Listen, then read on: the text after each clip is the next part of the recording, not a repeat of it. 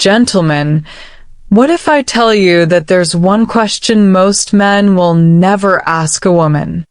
And the guys who do, they're the ones she can't stop thinking about. The ones she texts her friends about. The ones who turn a casual conversation into something she replays in her mind for days. Today, I'm going to tell you exactly what that question is, why it works on a psychological level, and how to use it without sounding like you're reading from a script. But here's the thing. If you're still asking, how was your day, and wondering why she's not opening up emotionally or sexually, this might be the most important thing you watch all year. I'm Dr. Julia Rhodes, your trusted men's health advisor, and we're diving into the psychology of female desire. We're covering 3 psychological triggers that most men completely ignore. And by the end of this, you'll understand why curiosity creates more attraction than confidence ever could. The 3rd trigger, that's the one that separates guys she forgets from guys she can't get out of her head. Hit that subscribe button, because what we're covering today isn't theory. It's based on real relationship psychology and communication research that actually works. All right, let's get into it. Most guys think attraction happens when they're impressive. They talk about their job, their accomplishments, what they've got going on. And look, there's nothing wrong with being successful. But here's what actually happens in a woman's mind when you spend the whole conversation talking about yourself. She zones out. Because attraction doesn't come from what you tell her about yourself. It comes from how you make her feel about herself when she's with you. And the fastest way to make a woman feel interesting, valued, and emotionally alive, ask her questions that actually matter. Not what do you do for work? Not where did you go to school? Those questions keep everything safe, logical, flat. They don't create any emotional spark. But when you ask a woman about her passions, about the moments that shaped her, about what makes her feel truly alive, you're doing something completely different. You're inviting her into a deeper space, a space where she can express herself, reflect, dream.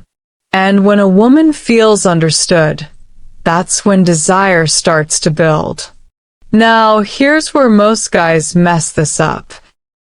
They think asking deeper questions makes them seem too intense, too invested, too vulnerable. But emotional questions don't show neediness. They show depth.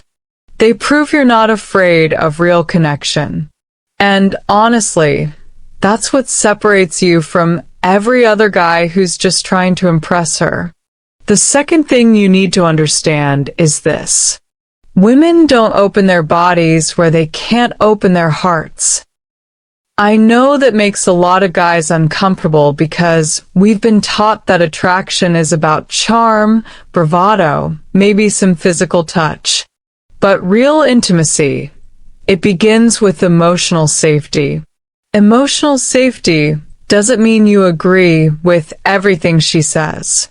It doesn't mean you're soft or weak. It means she feels like she can be herself around you without being judged, pressured, or rushed. When a woman's nervous system calms down around you, when she trusts that you see her, not just her body, that's when her walls start to soften. You create that safety by listening without interrupting, by asking follow-up questions instead of redirecting everything back to yourself. By saying things like, "Tell me more about that," or "Why does that matter to you?" When you do this, she feels something rare. A man who doesn't consume her stories, but actually holds them. A man who's not intimidated by her emotions, but welcomes them. and that becomes desire. Now, the third psychological trigger, and this is critical, is understanding the difference between need and desire. Need pushes women away. Desire pulls them in. When you enter a conversation needing her approval, needing validation, desperately waiting for her to laugh at your jokes or respond to your texts, she feels that. Women can sense when a man is trying to earn worth instead of embodying it. But when you hold masculine presence, when you're grounded, comfortable in your own skin, not rushing the interaction, that's magnetic. Presence means you're not performing.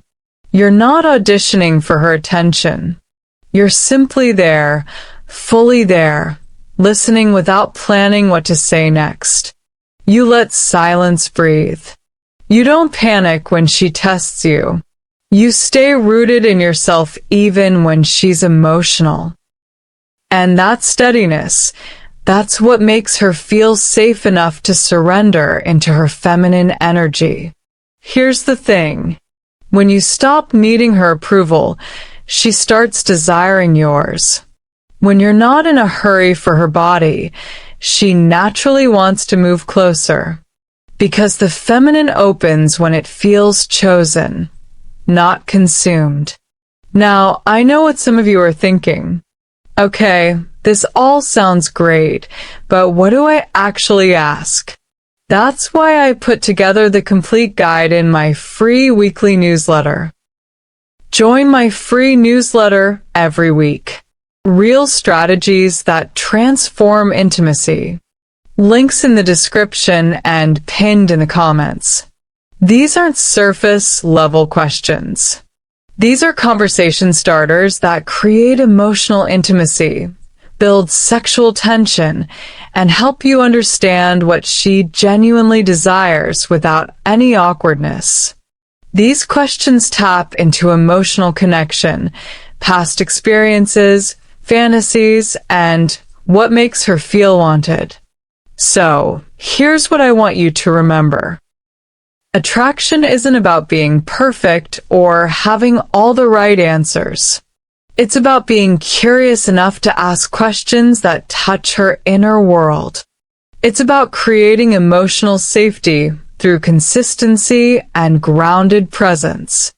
And it's about understanding that desire follows emotional connection, not the other way around. The man who gets this doesn't just get her attention. He becomes unforgettable. Because he's not chasing her, he's creating a space where she naturally wants to reveal herself emotionally and physically. If this changed how you think about attraction, hit that subscribe button, drop a comment, and tell me one question you're going to ask differently from now on. I read every single one.